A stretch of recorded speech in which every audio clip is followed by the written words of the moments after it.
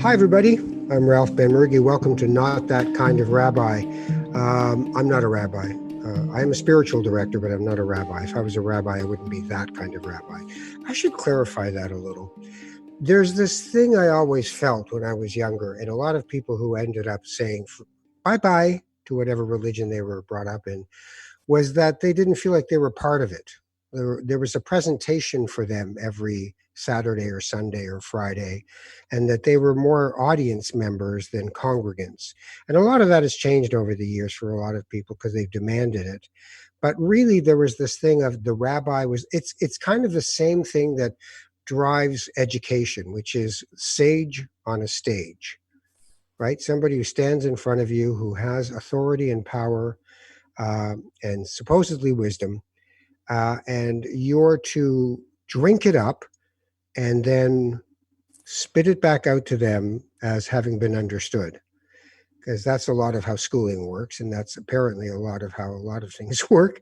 And in the rabbi tradition, it's always a good idea, in my opinion, to stay away from this idea that you are somehow literally, physically 4 steps above them on what's called a bima, delivering wisdom to them. I like a much more participatory idea of what things are like, and that requires, getting your spirit mucky and getting it in there with other people, or as one of my rabbis used to say, how you get it on with God, which is a whole thing in and of itself. I am having a weird week. I still have younger children at home and older children. My older children, one of them just turned 34. My other one's 30. He'll be 31 soon. And the other ones are 14 and 11. And he just turned 11. So in the middle of pandemic, we're still sort of trying to do, as one of my friends says, emergency distance learning. It's not homeschooling. It's emergency distance learning, which is a big difference. And that's kind of ignited in me this thing of, do you even want to send them back into that place? Do you want to do this again? And having had 4 kids, 4 boys go through this, I'm always like, Ken Robinson has a very popular TED Talk on how you kill creativity in children. And they show a picture of kindergarten and grade 1, and there's paintings and pictures and colors. And then they go to grade 4, and there's half as many pictures and paintings and color. And then they go to grade 8, and there's no paintings or pictures or colors or animals or anything. It's just, let's get this thing done. So I was in a creativity workshop in another job I had, where I was part of facilitating this workshop. And people were talking about this TED Talk and how it kills creativity. We're killing, the education system is killing it. And it just, I finally thought this thing, and I went, wait a minute, isn't it us who's killing it? Aren't we the ones who are saying we demand a result? I want to see a mark. I want to see utility. I want to see a job. Aren't we the parents who are pushing the kids through the system to make sure that we're reassured that they're going to be okay, whatever that means? Any artist will tell you that one of the things that's very difficult is telling your parents that this is what I'm going to do with my life, because they kind of glaze over mostly or shrink a bit because they're so worried for you that you're going to what you've just said to them is, I'm going to starve to death. And they're like, oh my God, no, be a plumber. It's $100K a year. Everybody needs a plumber. Nobody needs, a mime, right? So I've been thinking about all that stuff and all of this pandemic isolation. And it's so interesting to see how this long pause is manifesting itself spiritually for people, because all the diversions are reduced. All the commuting, all the running around, all the, hey, let's get together, never getting together. All those things are over for now. And we just have to kind of come into ourselves in a contemplative moment. And I keep praying that we're going to get something better out of this. And yet I keep thinking, it's like the minute you open the gate again, we're all going to run back out there and buy stuff we don't need and do things we don't want, and just waste so much good time. So I hope we all stay safe and well, but I hope that we just have to hold on a bit longer so we can try to imagine a different way forward. So there's my rant. There's my little Devar Torah for the day. I've got a guest who you could say she's a singer. You could say she's a musician or a songwriter. You could also say she's a poet. And if you look at her artwork, it's fantastic. You could say she's an artist. I don't think there's any difference between all of those things, but I'll find out from her what she thinks. And I think I remember the last time we met as being in Vancouver on somebody's talk show. And I don't know if she remembers this, but Jack Layton was also on the talk show. And so was a woman from the Fraser Institute. And we all went out for dinner after. And the woman from the Fraser Institute basically came out and said, poor people are poor because they're not trying hard enough. And Layton jumped up, and I've known Jack. Well, I knew Jack for a long time at this point, but he can really get angry at these things, and he just waltzed out of there after ordering a bottle of wine for the table. And we did realize that we had to pay for that because he's gone now because he's so angry. And now I'm going, how much is the wine exactly? All right, enough blabber. Sarah Slean is my guest right now. How are you, Sarah? I'm great. I can't believe that you remember that in such detail. Well, it's because, first of all, what that woman said was so horribly insulting to people who don't have means. And also, it was such a Jack moment. And that you and I believe my wife was with us too, we're all sitting there stunned. And then when we get over the fact that he leaves, then we realize he's left us with the bill. He was so passionate, like authentically passionate. Yeah.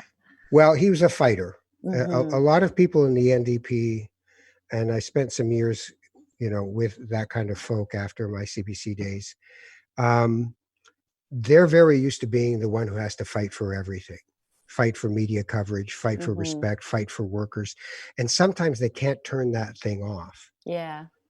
Like you can agree with them and there's still a fight going on. You're like, no, wait a minute.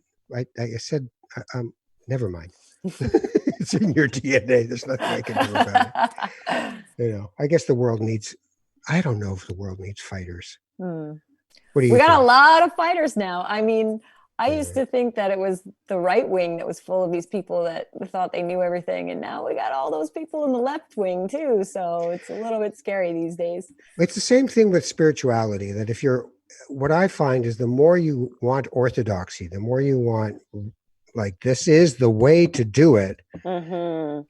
It's even in a relationship. If you got one person who says, this is how you cut tomatoes, this is exactly the right way, I went to chef school. Mm-hmm. And then you're going, you know what? Like, I've always cut tomatoes this way. We still eat them, right? Yeah. So, but the one constant is change. The world is constantly changing. Ways to do things are constantly changing because the environment in which you do them is constantly changing. But human beings don't like that. Human beings long for certainty, static answers, and static answers do not exist in a dynamic universe. So you've done some thinking about this universe thing, I think. I have indeed. I read a lot of books I'm so delighted to hear that you have a podcast devoted to these kinds of questions and inquiry. So interested in it. I've already listened to a few, found them fascinating. But yeah, my bookshelves are rammed with all kinds of books about these questions and about thinking about what it is to be human. What do you find yourself attracted to? Which kinds of books and what kind of thinking? Well, there are a few thinkers that have really shaped my worldview, or metaphysics, for lack of a better word. That's what I call my last record. Yes, you did. I really love the work of Thomas Merton, the Trappist monk. Mm-hmm. Yeah. I forget something 7-Story Mountain, I think it was. I read that when I was in my 20s. And I have to confess, the main theme of that for me was his feeling of nausea almost, or like such dissatisfaction with himself and the world the way it was and what he was being told to do, or how to click into the script. Like, he just was so repelled by it. And for me, in my 20s, could relate to that. I really related to that. And but the work of his that I thought was the most profound was called Seeds of Contemplation. And that's the fruit of someone spending a lot of time in silence and a lot of time observing his own inner world. And I mean, like, you and I are not going to go to a Trappist monastery and spend a decade discovering our mind and a relationship with the natural world. So getting a passport to that, written so beautifully and eloquently, is quite the feat. I also love Tolstoy. I love Joseph Campbell. And I also think one of my spiritual mentors would be Rainer Maria Rilke, the poet. Mm-hmm. He wrote a fabulous book, Letters to a Young Poet, that I know a lot of people were very moved by. But even his poetry is so inspired, is so connected to the divine, whatever you want to call it. And I am super inspired by his work. All right, so I stop you at whatever you want to call it. Well, that's a qualification. Do you have a feeling of something bigger than yourself in all of this? Well, to quote Carl Jung, I don't believe, I know. There's no question to me that the universe is radiantly alive. I experienced that. I've experienced it in Technicolor a few times, but there's a slow simmer all the time of that awareness. What got you the Technicolor thing? I spent some time at a Buddhist monastery that was run by Thich Nhat Hanh. Oh, yes. I don't know if I think he's actually passed away now. No, I don't think so. Is he still alive? I'll check, but I don't think Thich Nhat Hanh should be alive still. Yes. So his place was called Plum Village in France. And at the time I was living in Paris, my record was coming out in France. So I was touring all over the place. And when we were on our way home from the south of France, going back to Paris, they dropped me off at the little station, and I waited for the van with all the nuns in the brown robes to show up. And they took me to Plum Village. And it was amazing. It was amazing to be in his presence, to do. What was it like? What was it like? It was, you really are confronted with your mind's own sort of spastic repulsion to discomfort of any kind, right? You, like, looking at itself, doesn't want to do that. We all experience that when we attempt to meditate. But also, tolerating other people in close quarters, being patient about all kinds of things, screaming children, no food left in the food line, like, you name it. And I was there for, I think, 10 or 11 days. And there was a lot of sitting meditation, a lot, where your back would ache and you were just bored out of your mind, and your own consciousness was just, having a tantrum. Like, I need to look at something. I need to be distracted. I need to process some information, right. And confronting that is very difficult. But on the other side of it, I mean, I think those Technicolor experiences I had were maybe a result of getting past those tantrums, but it's very temporary. Unfortunately, my mind has gone right back to needing diversion. But but it's an interesting thing, because in that emptiness is everything. So, right? 100%. It's the stillness of, the beginning of time itself. Like, I feel like that overwhelming presence, the Buddhists equate presence and emptiness. Thomas Merton talks so much about emptiness. And again, I think that's another thing that human beings are very uncomfortable with. We think of emptiness as a lack of something. We think of emptiness as the absence of this paternalistic father figure that we have somehow made into the notion of God. And to me, it's not an absence of it. It's just so much more than that. Yeah, there's in the Jewish traditions Ein Sof, which in the Buddhist tradition would be no thing. Nothing is no thing, Mm-hmm. right? But it's connecting yourself to the. So in Hebrew, you say Hineni, I am here. You don't Mm-hmm. say where is God. You say where am I? And it is being able to connect to the actual moment, which, as you just described, and certainly happens to me on a daily basis, is I'm trying not to be here. I walk Mm-hmm. into the kitchen, I turn on the radio. I walk out, I turn off the radio, I walk into the other room, I get my phone out, I look at my phone. I Yes. go outside, I see where the dog is. I'm trying to figure out, and I just, I find it so incredible that human beings who seek know full well the richness of a journey and yet have so much difficulty being on that journey. Mm-hmm. And I've actually kind of drawn a bit of a conclusion from this. And then I think that that is the point of being here. Like it is in us, this longing that you're describing. It is it's part of human beings. And I think it's deliberately that way, or that way for a reason. I think that the earth plane, the experience of being born and your consciousness growing and living suffering, Buddhist life is suffering, it's Mm-hmm. unavoidable. Mm-hmm. That's what this plane is about. It's a Mm-hmm. kind of refinement, or it's a kind of schoolyard, if you will. Like that's what I believe. And I feel like echoes of that are in almost every religious spiritual path that I've read about.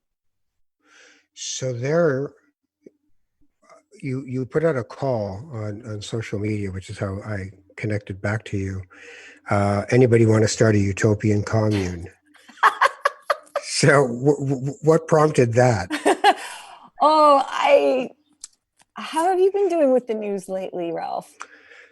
Well, um, I think that I actually was in more despair about the state of the world before the pandemic started. Really? Well, because I work a lot with environmental and political environmental groups, Mm-hmm. trying to help with communication. And there I am thinking, what is it I have to figure out to say to you to get it through your head that we're killing our planet, that we're Mm-hmm. killing Mother Nature, like that we're literally killing Mother Nature? Like, how many different ways can I try to get you to go, hey, Mm-hmm. are you, hello? What the Yeah. hell are we doing? Yeah. And then we had to stop everything. And for me, it was, like I said at the beginning of this program, it was a bit of a blessed relief to be able to enter into an enforced stillness. Mm-hmm. Like, Yes. And I think that, as you said in your intro, like this is a kind of moment of reckoning. It feels to me like nature finally went, I'm gonna have to put you guys in your room for a while. time It's time out. for a timeout. It's time for a timeout. And I mean, there's no question that we're destroying the natural world, but there's also no question that nature is mightier than Oh, human ideas. It's just mightier. And if we overstep, it will eliminate us. And, nature will continue. Humans might not. I actually don't think that that's going to be the case. I think I have this kind of ridiculous optimism in terms of the fate of humankind.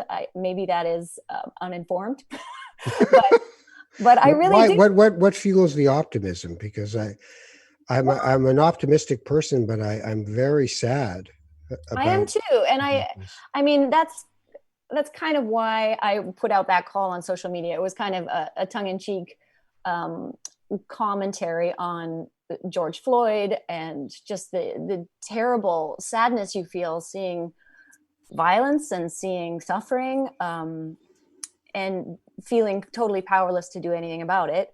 And just seeing, like the endless cycle of man's inhumanity to man, it can be disheartening, But I I think people will take from this enforced pause.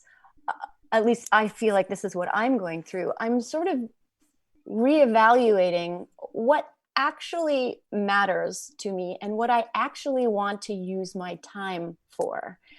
How am I going to spend my hours? Like what have I missed the most during this pandemic? Doesn't matter that, sure, 75% of my income evaporated, but is that what I care about? Am I, I'm in a position where I don't have to really super freak out about that just yet. But is that what I'm missing the most? No, I'm missing the interaction with human beings, and not just the humans that I love. I'm missing going to a cafe Yeah. and exchanging energy with people who are like old people, like little children, people like strangers, to see human lives and to exchange that invisible energy exchange that happens, that provides us with this kind of inexplicable joy and contentment. That's what I miss. I miss my fellow human beings. I mean, Hmm. and that, I think that that's waking some people up to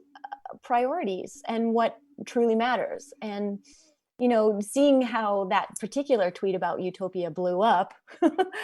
Oh yeah. What kind of responses did you get? Like, what did Wow, well, people say? I think that this is a very common hope or common longing in human beings. Like, community is so essential to our well-being. We are social animals, and the world is kind of constructed so that you're in a little nuclear family unit or a partnership, and it's a very small little bubble. But that is a great thing, to share love with your intimates, but the larger community is also responsible for so much of the human experience of joy, and being removed from that, I think, opens a lot of eyes. Like, wow, like my life is less rich now. Like even the experience of trying to do online concerts. I've done 2 so far, and I'm going to do a third next week. I thought, oh, this is going to be lame. This isn't the same as being in a theater with people. This is so weird. And I'm just playing my old piano in my living room. It was magical Hmm. just to connect with faces on a computer screen, seeing them react to the music, doing, taking Q&A sort of situation, hearing people, seeing them in their various environments, enjoying the chat Hmm. room, enjoying the songs. Like, it was amazing. This is food for human beings, like being together. And maybe, I don't know if this is naive, but I think maybe people will reorganize their lives after this to include more of that. So there's the thing. That desire to go towards the light, and that, oh look, a squirrel, that makes you go, maybe next week I'll go look. Yep. Like when you went to Plum Village, you were obviously seeking something, and you had a wonderful experience, but then you said it doesn't last. Mm-hmm. So how do you sustain your spiritual, as they say in Yiddish, zets, your spiritual energy? I mean, because I see it in your paintings, I hear it in your Mm-hmm. voice. So what's the fuel that you're using? Is it organized, unorganized, personal, shared? How do you do it? Mm. That's interesting. So in music, there I find that there are, it's a basket of skills, and I mean, I've spent a lot of time crafting some of those skills, like learning to orchestrate and write for strings, and do a lot of tech and figure out all these things. I can grow those skills, but they're nothing without that central fire of inspiration. And every artist or every writer of any kind knows what that feels like, and they recognize it when it happens. And for me, it's very directly related to a sense of wonderment, and I can actively cultivate that, but I can't boss it around.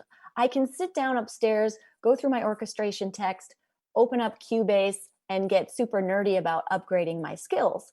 But I can't get that magic flame going unless I actively attend and wait for that magical muse. And you can obviously, I don't know if you've read Stephen Pressfield's War of Art, one of my favorite books on being an artist. He agrees that there is this kind of magical muse inspiration feeling that we're all waiting for, that ignites the work that we love the most and connect with the most. But there's a way to make it easier for that muse to visit, so you can't force it and you can't boss it around, but you can open the door and make it nice and cozy in your studio, Right. and return to your writing desk at a certain time every day, and just lay out the welcome mat for it. And so that's That what was I've the been working so the Eat, Pray, Love woman, on. Elizabeth Gilbert, was that her name? Yep.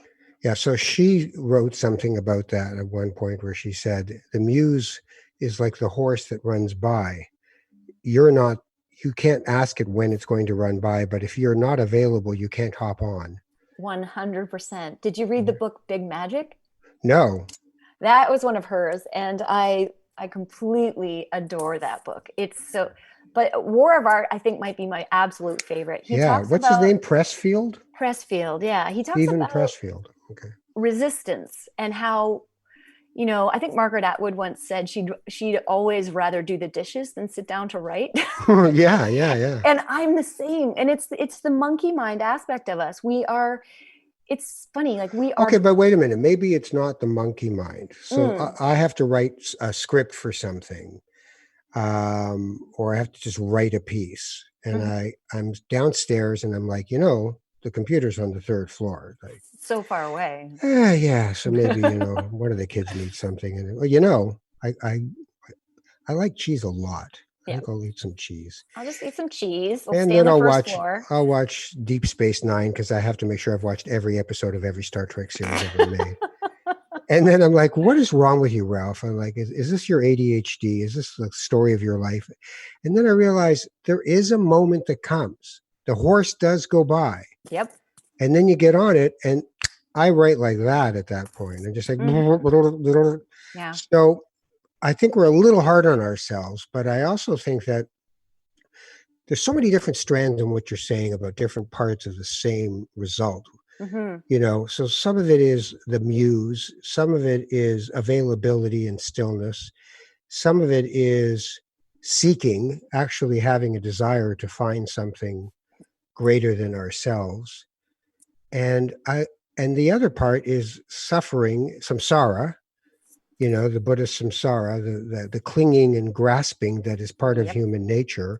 No, Hmm. but I'm Sarah Slean. Like, Hmm. what do you mean? It's like when I Hmm. used to go to the Toronto Film Festival and watch people at the table for who could get into the party and who couldn't, hearing them yelling, "Do you know who I am?" Yeah.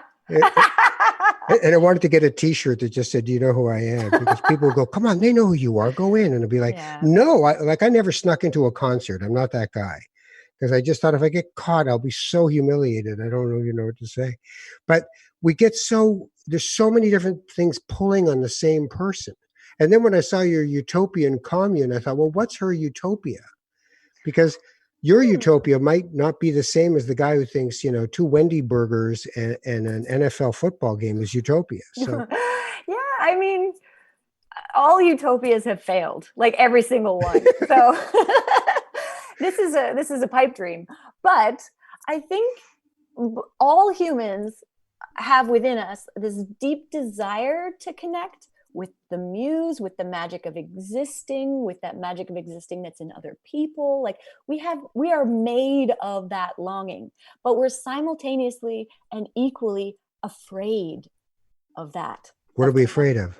connecting to the spark of all life, being totally seen by someone else, Hmm. making those authentic connections with the source of life in nature or in other people. Like we're afraid of it.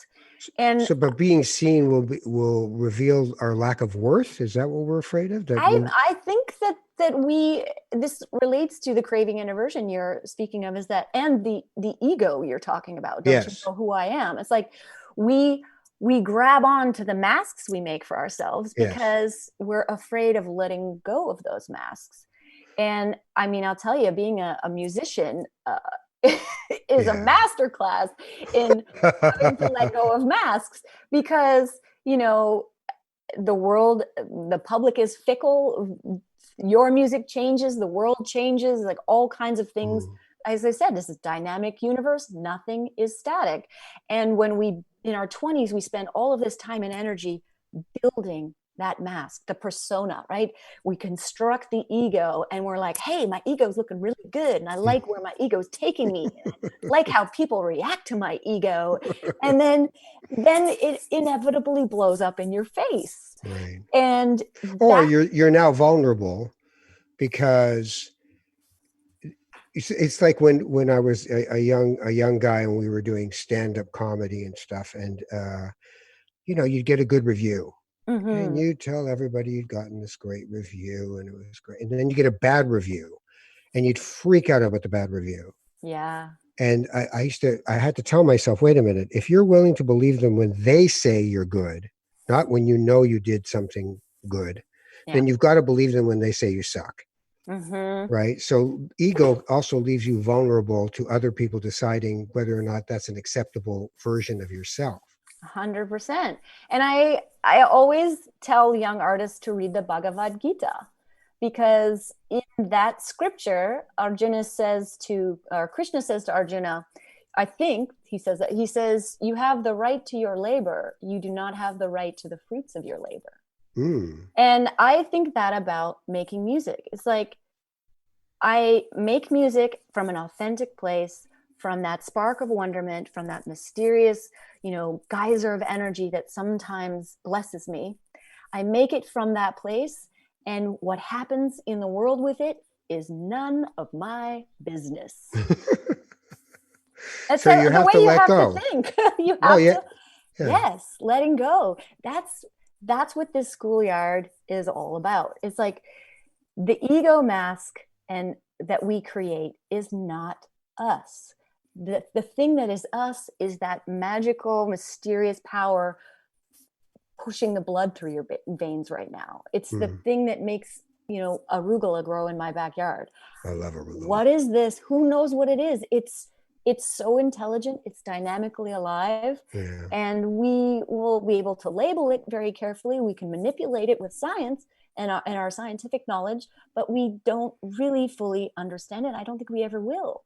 So in there is another piece of spiritual journey, which is humility. 100%. Right? Yes. Because the arrogance of how we lead our lives is because we believe we have mastered our environment. We believe Mm-hmm. I often say, we are God. Yes. It's like Alec Baldwin, I am God, when he was a surgeon in the movie. And we can't help it, right? Like, it doesn't matter if there was a violent thunderstorm last night. I was in bed and it didn't mean anything to me unless the tree Mm-hmm. went through my roof. It's not mine. It can be 25 below. I don't care. I can be inside this place. So we found a way to not be in our environments, right? Which is what we were talking about earlier in one Yep. way or another. But Mm-hmm. what that alienation from things and attach that, these are the impediments to spirituality: ego, alienation.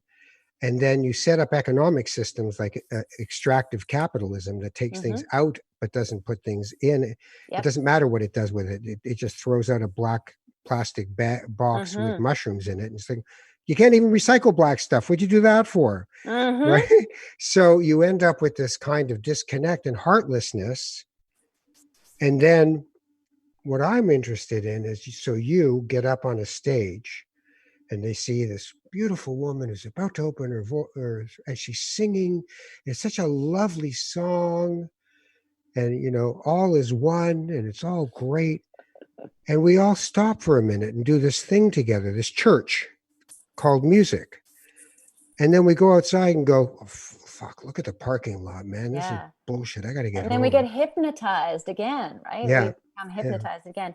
And I think it's so, hearing you describe the world sounds to me like, I always think that the macro and the micro are, as without, so within, et cetera, as above, so below.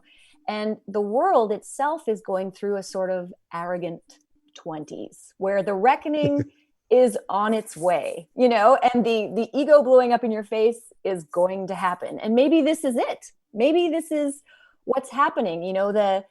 The super ego identified 25-year-old or 28-year-old or whatever that is, Western civilization, is kind of meeting the real consequences of that kind of identification, ego identification. There's a Yeah. fabulous book by, I think it's Ian McGilchrist, called The Master and His Emissary.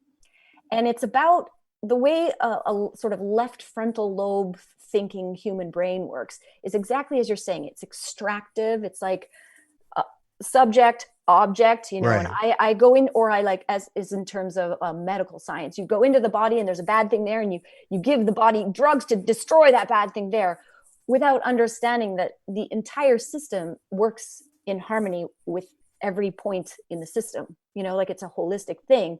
And you take this medication to destroy one part of it, like isolate this part and kill it, you're going to damage other areas of it, and Right. that's the way the left frontal lobe thinks. It's just like isolate, capture, figure out. And you can't do that with the dynamic ecosystems in nature. It really doesn't work that way. Right. And I think that we are symbolically kind of coming to the same realization in terms of how to live and how to think. We can't think about racism and environmentalism and social justice and all of these things, sexism, as separate entities that need to be captured and destroyed. They're all related. They're Right. all So related. the thing you're describing is like left lobe whack-a-mole, right? Yes, right? Something Yes. pops up, and like right now, it's just the realization of the systemic racism in which we live. And that's going to be everybody's interview for 2.5 weeks and 3 weeks. And then with sorrow, I say, we will move to the next thing. Because we have been here before. We have been here for hundreds of years. Mm-hmm. And then we go back because what's next? The diversionary world that we live in. But I wonder. But my point is, I think that these things come from a similar kind of consciousness, that Right. one that separates subject and object. Yes, Martin Buber does it. I and thou, Yes, I and yes. it. And But a kind of like almost autistic level of specific thinking, of not seeing the forest for the trees kind of thing. And I think we've gone so far along, not to criticize autistic people at all, but I'm talking about that sort of hyper focus on right. a single part. And I think we're moving away from that kind of thinking, because we're realizing that all of the problems that are really reaching a fever pitch in society right now all stem from that kind of consciousness. And we are overdue for an expansion of consciousness. And I really think, and I hope, that is underway right now, because all of the institutions that the ego, left brain, frontal lobe kind of thinking have brought us, those institutions are all failing. They're failing in a massive way. So where does religion go into this? I Is there think any room for it, or is it just like, oh, screw that? That's just another problem. no, I think it won't be organized religion. I think it will be spiritual. Disorganized religion. It will be a spiritual awakening, and I think that people are feeling the pain of nature's destruction. And I think that the new spirituality that is overdue is going to be really rooted in nature somehow. Okay, so I hear what you're saying. I always have this problem of, without a sustained practice, which requires, and my producer Mike and I have had this conversation, requires that there are rules. Mm-hmm. You can't get there. I mean, if there's no stop signs anywhere in the city, you're going to have people run over by people That's all right. the time. Yep. So why not organized? Why not say, it'd be nice to think we might get together on Friday night or Saturday or Sunday or whenever it is, but we're not going to, because I'm not compelled to do that sort of thing. Well, I think I know what you're saying, but I feel like it's kind of already, what I'm talking about is just a lack of orthodoxy, right? Like I've belonged to a meditation group for a few years called the Consciousness Explorers Club, and they to me, I mean, they're not a cult or anything, but to me, this is a really interesting example of new spirituality, because it's people of all faiths or atheists, whatever, sitting together in a room trying to understand their own minds, and in the process developing a community that does this kind of self-inquiry, that values this kind of self-inquiry, and they organize events together. They Right. get So like big. so it's great. I mean, Mhm. but that's intentional community. Yes, and I think to me that is indistinguishable from religion, except for organized religion has done, a lot of damage with orthodoxy, with all kinds of shame narratives that I think do not serve human beings. I think that the new spirituality is going to not include those aspects, and to be more, it's less left brain, right? It's a multiplicity. It can handle not having clear fence posts, right? These people get together with no goal in mind other than to more clearly understand their minds. What does that mean? What does that look like? Who knows? It's Right. different for everyone. But if one's a vegan and one's a meat eater, who cares? Exactly. Right.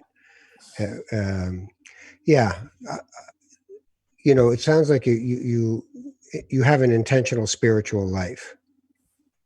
I can't survive without it. I feel that in the heart of most people is an unfathomable level of love that we just have not even scratched the surface of yet. You haven't even scratched the surface of it with your spouse or your children. I just think that I feel like that's the fabric of the universe. That's the emptiness. That's the mystery that we all get glimpses of but don't fully understand. And that's also the mystery that we're so terrified of. Like, Mm. I think of, is it Saul on the road, and he meets, he sees this blazing light, and he, Yeah. collapses and has an epiphany and becomes Paul. Like, I I think that's what those scenes in scripture are referring to. It's like the love or the face of God or whatever you want to call it is so huge. It is so huge that we can't grasp it with our minds in the current state they're in. We just can't. We can't Right. understand it. We can't witness it, but we can intuitively sense its presence. And my life, without seeking those moments of feeling that presence, would be bereft. It would be bereft of music, certainly, but I would not experience being alive in the same way at all. There's so much in what you're saying. And, some people say God is love. And I've always struggled with that because I think, well, no, God is everything. So if God is everything, God is hate, God is love, God is Mm-hmm. life affirming, life denying.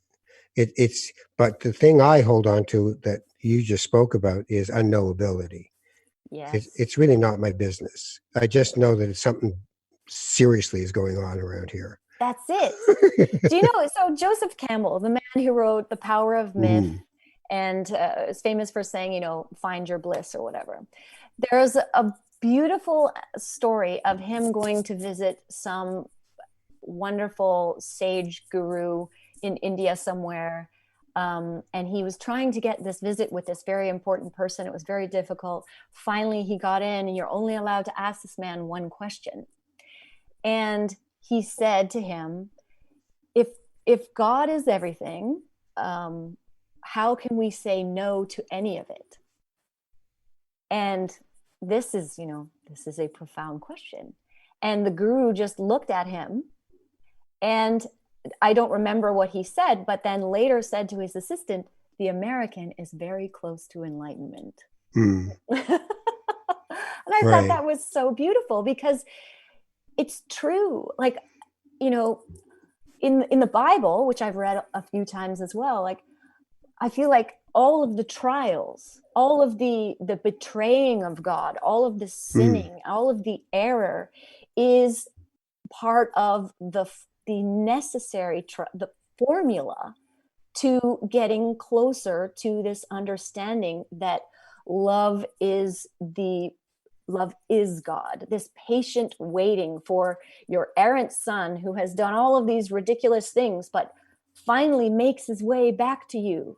And God or love or whatever it is welcomes this, sinning son with open arms. That to me is like, that's what's going on here. We are here to make Yeah. all of these mistakes in order to peel away all of these masks, to peel away all of the what's unimportant, to finally come into contact with the throbbing heart of existence itself, which is to me that profound love. Why do you keep saying or whatever it is? Well, I feel like the word God has been so twisted and changed, and Yeah, but you can re-own it. well, I'm in the process of re-owning it. I'm tired of people telling me, like, you want to, I always say to people, you want to buzzkill at a party, just say the word God. right? Right. But tough shit. I mean, like, I'm sorry, but I have to call it something. I don't really know what it is, but I got to give it something as so I can focus my mind on Yes, unknowability. And yes. that's hard enough as it is. Right. Well, But, in Taoism, they say, the Tao that can be named is not the Tao. right. And I think that that's pretty true. And when you say God, it's again the left brain sort of drawing this little fence around something, trying to isolate it and define it. And So maybe we should call it or whatever it is. exactly. I'm I going to worship whatever it is. I don't know if you can see this quote on my wall back here, but this is my version of God right here. It What does says, it say? "Love is infallible. It has no errors. For all errors are the want of love." And that was by William Law, who was a famous Quaker. I think he Love started the Quakers. Quaker religion. Yeah. But to me, that's it. That's the heart of this Tao that cannot be named, is this mysterious trending towards love and So, understanding love. so Thomas Merton, this Quaker, these Mhm. people are all immersed in a religious practice, which Yes. some would argue is the way that they've actually been able to cultivate the kind of wisdom that you get to use. Well, for my religious practice is music. Right. Yeah. I'm. Absolutely. And art. hmm Is that different? Is it like, because the communion between you and a canvas and you and an audience are two different things. Absolutely. One is a very silent, eye-based practice where you're making something that will be still and, solid, whereas the other one is totally invisible and happens Ooh, across the axis of time and then vanishes, and right. it's nothing you can see and stare at and absorb with your eyes. It's this thing that it's an ear experience that doesn't last. It's So, ephemeral. so there's an interesting thing because in a Buddhist lens or in many mystical spiritual practices in different religions, through the lens of that, painting would be idolatry, right? Yes. Like if you Interesting. make a painting in a Buddhist monastery, they'll expect you to roll white paint over it as Right. soon as you're finished. That's The right. mandala, right? Yes. And then what you said about performing, as when I think to the days of performing that I've done in my life, it, I used to host a lot because if you were a stand-up and you had an act, you could only go back to the gig once every 6-7 months because the same audience is going to see your act, and that's not a good thing. hmm So as a host, you could just be with the audience that night. And the thing I learned was don't try to do last night's performance. Yes. Right? Like we were just in Kamloops and we killed, and now we're going to Vancouver. And then you think, yeah, let's do that. It's You gone have to, forever. yeah, you have to be where that night is with, hmm with that audience doing that thing. hmm So it's much more, so art itself, you can tend to attach more easily because there's the permanence idea when you make a painting, right? That's it. That's it. But I find that's fascinating. Yes. Um, and the lesson of impermanence is unavoidable, though. I mean, that painting, may last 50 years, but eventually, whatever it is going to disintegrate. So it Yeah, is. but I want to put it on my wall. Right. That's the idea. Put it on your Yes. wall and walk by it every day. You can't Mhm. put last night's performance on the wall. That's right. Well, some people would say like a recording is that, but again, Okay, but if it's you sat around listening to your own recordings every night, no, then you have a no. serious problem. You're either True that. like, I'm never going to be good enough, or my God, I'm good. Right. I'm neither of those, so I hope not. Yeah, neither one of them would make you happy. What's Mm. happiness about then? Like, where do you find Uh, your happiness of life? inquiry and change, and to go back to, I guess, my defining word, it would be wonderment. Hmm. I'm I think Glenn Gould said that the purpose of art was to cultivate a sense of a constant state of wonder and serenity. And I really cling to the first one because serenity seems to be in short supply in the internet age. But wonder for me is always an abundant supply. And I think that that's where my music comes from. That's where my desire to grow and continue comes from. And I think I would like to think that it makes one gradually a better person, because the more appreciation we have for um, the truly wondrous things that are in our lives, if you think about it, like it's first of all, it's astonishing that our bodies work the way they do. It's Yeah, well, astonishing. wait. When you get older, No.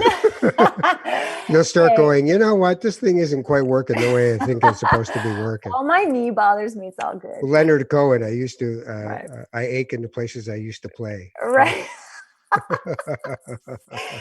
Yes, but I mean, there's a man who knew about wonder. He had a state of wonder about his own spiritual agony. Yeah. Like he had a state of wonder about a dissatisfied search for God, or a dissatisfied search for, something complete in a romantic relationship, something complete Yeah. Yeah. in a sexual relationship. He had a state of wonderment about all of those things. So And I, I interviewed him once. I don't mean to interrupt, but I have to tell you yeah. this story before I forget it. I have it. So I interviewed him once for radio in a long form interview. TV, you get 5 minutes, but this was like one of those CBC 17-minute jobs, which I loved long. I still love long form interview. I think it's much more interesting. So I'm interviewing him, and I said, "So I guess like you're a Buddhist now," and he knew I was Jewish, and he said, "I'm not a Buddhist. I'm a Jew." I said, "But Leonard, you just spent 6 years studying at a Buddhist monastery outside of LA. Like are you not a Buddhist by now?" And he goes, "You know what, Ralph? Within every religion, there is everything you seek." So when I think of Thomas Merton or Richard Rohr, Catholics, and then you think of, sort of retail Catholicism and think, oh, there's everything. But then there's these people who stay within their discipline, as it were, and deepen Mm-hmm. and deepen and deepen. And Yes. he said, the way I see it is that there's a fence around the sacred in my life. And that's my job, is to grow the garden inside that fence and not have people trample all over it as they walk by. Amen. And that he said, I am what I am. And Cohen in Hebrew is priest, Hmm. right? There are three levels of being in it. Kohanim, the Cohens, are the priests, the highest order. The Levites are the holy men underneath them, and then the Israelites are commoners like me. So Levites, for instance, cannot be, and Cohens cannot be near a dead body, right? Hmm. So in a funeral home, they're behind a glass, watching the funeral service from there, Mm-hmm. and they're not to engage with it. But my point is that what he felt was, like if your commune has its slogan, which is or whatever it is,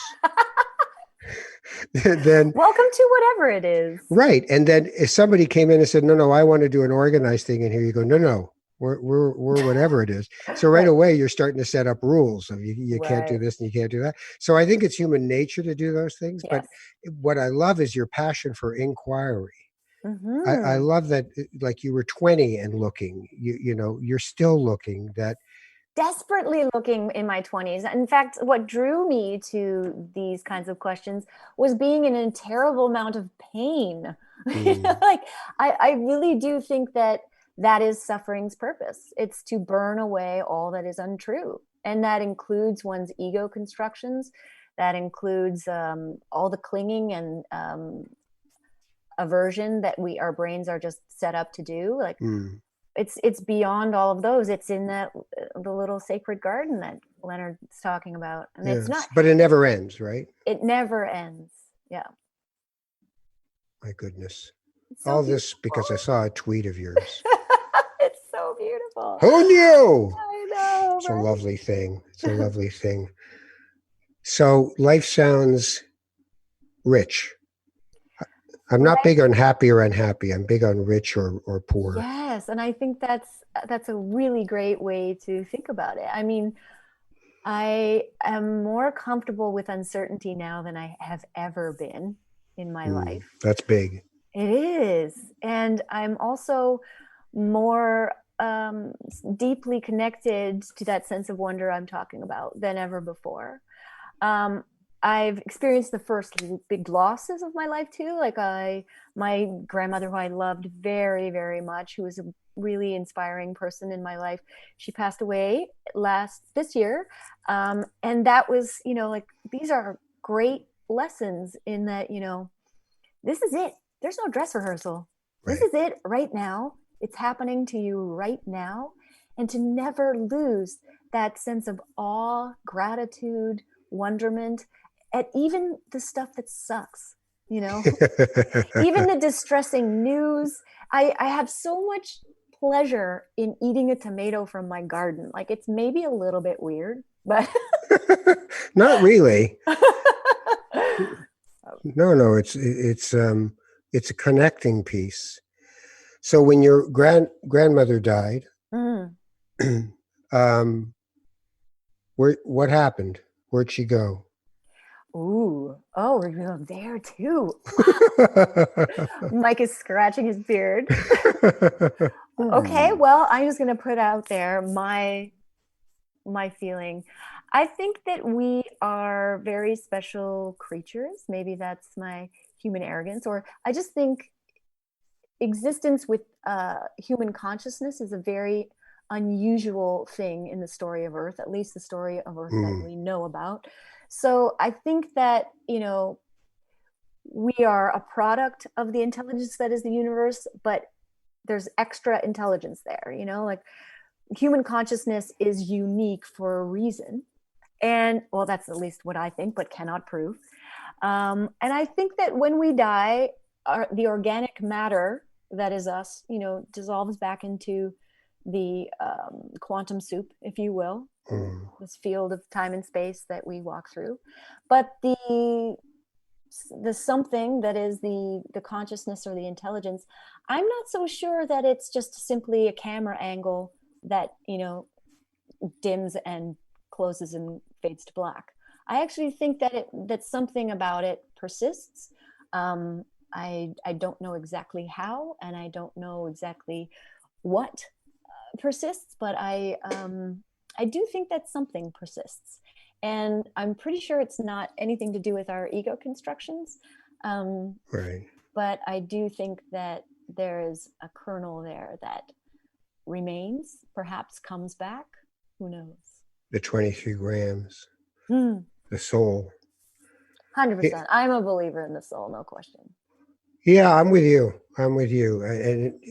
But when I engage in religious practices with people, when it gets hyper specific about the afterlife, I go, "Come on, Exactly. seriously?" Yeah. And then you go into room D.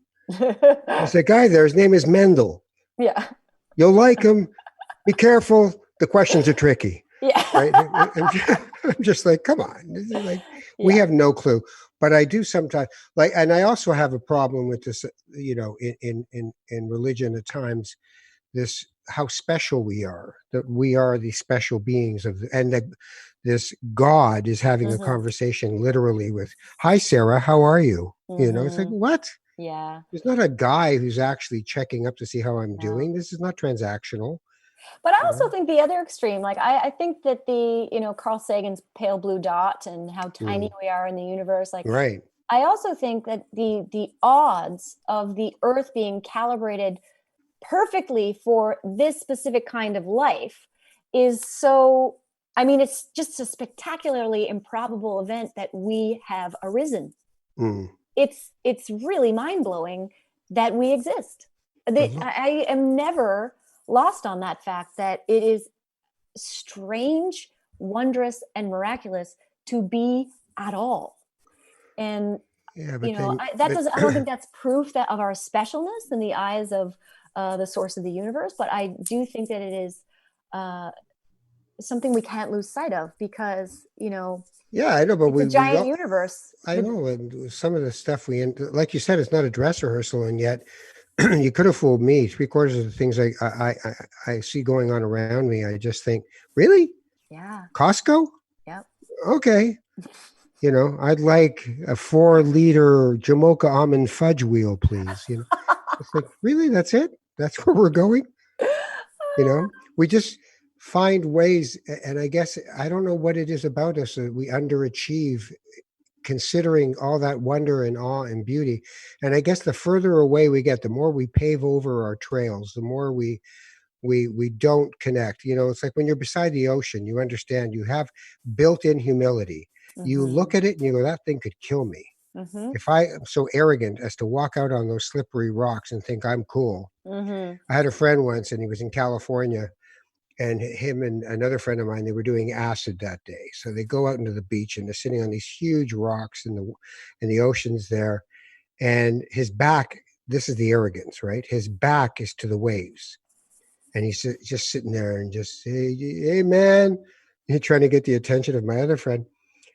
And the wave comes in and it washes right over him. And miraculously, he's okay. Mm-hmm. It just as easily could have taken him out to sea and killed him. Yeah. And he got up and he just said, what am I thinking? Like, who do I think I am? Just, walked away crushed, right? Mm-hmm. Like, Mm-hmm. what kind of a jerk turns his back on the ocean? you know? So Lessons. that's the humility part. So it's interesting. Yep. Mm-hmm. All right. Well, listen, I've taken a lot of your time. I really appreciate the time we spent together. It's been a very long time since I've seen you in person. Oh, thank you. Likewise. It was so nice to speak with you. And I love that this is because you sent out a playful tweet. And I thought, oh, Sarah, I haven't spoken to Sarah in a long time. We were thinking of calling the commune Avant Garden. How do you like? You think that's I good? like whatever it is. Or whatever it is. Or you could go avant-garde or whatever it is. I like it. That's catchy. Right? That's on the back of the t-shirt. The front is avant-garde with all the nice artwork and all that. That's the commodified version. And then I have no idea what the hell I'm talking about is on the back. Well, take care of yourself. And You too. I hope you have a wonderful concert, and I hope that you get back on to doing what you love. And I'm sure that the experience you have with the audiences is nourishing to your soul. So I hope you get that back. And people should go to your website, check out your discography and also your artwork and poetry, and just get to know you a little better, because I know you have your following, but I'd love it to be even bigger. So Thank you so much, Ralph. I appreciate it. you take care of yourself. Okay. You too. Thanks, guys. Okay. Bye. Take care. Bye-bye. Sarah Slean, Metaphysics is one of her albums, and her artwork is fantastic. And Sarah has been making music since the late 90s and doing it very, very well. It was in the middle of a tour with Hawksley Workman, and that got stopped by all this pandemic stuff. But they do have music out that they've done together, so you can listen to that. She also does stuff with orchestras. She literally writes orchestral music with people and performs that as well. Very dynamic, very interesting. I do have two personal plugs actually. Three. One is, if you like Not That Kind of Rabbi, please subscribe and give comments on what you think the show is and whether you like it or not. We're trying to build the audience. Podcasts take a while to build. So we are doing that, and we're building that audience, but we can only do it with your participation. So Not That Kind of Rabbi Facebook page is where you might want to go to sort of figure things out or leave your comments. While you're there, you will see that I am doing, starting Well, I've started one this week, and I have another one starting next week. Aging to Saging workshops. And these workshops are for people who are interested in the journey into being an elder, not a senior, not looking for a discount at Shoppers Drug Mart, but an elder, cultivating your wisdom, taking stock of what your life has been, and finding a way to renew your purpose as you get older. We live in an age that is deeply entrenched in ageism. And part of that you can see by the fact of if you ask anybody, would they want to be in a long term care facility or in a low income retirement facility? They will tell you no. And there's a reason for that. We don't cherish the people who at the beginning of life enough, and we don't cherish them at the end of life enough.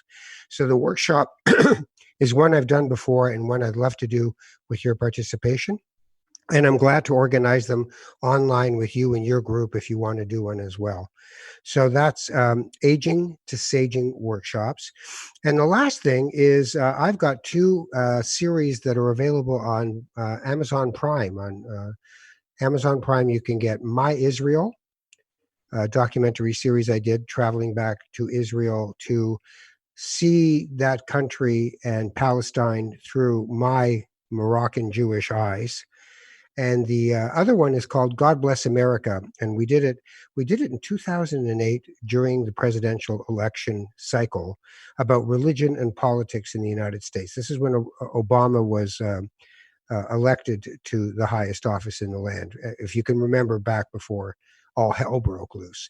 But I really love doing that documentary series, and it's still absolutely valid today. So My Israel or God Bless America are both available on Amazon Prime. And if you watch them, please leave a review. We've just put them on, so there's no reviews right now. We want to get people talking about them, but I certainly enjoyed them. They're 5 and 6 part series, both of them. So that's that. That's my spiel. So if you want me, just go to Twitter at Ralph Benmergui, or you can go to Not That Kind of Rabbi, the Facebook page. And you can always find this podcast by just typing in Not That Kind of Rabbi, and all the podcatchers will find it for you. That's it from moi. Take care of each other, and we'll see you soon. I'm Ralph Benmergui. Bye.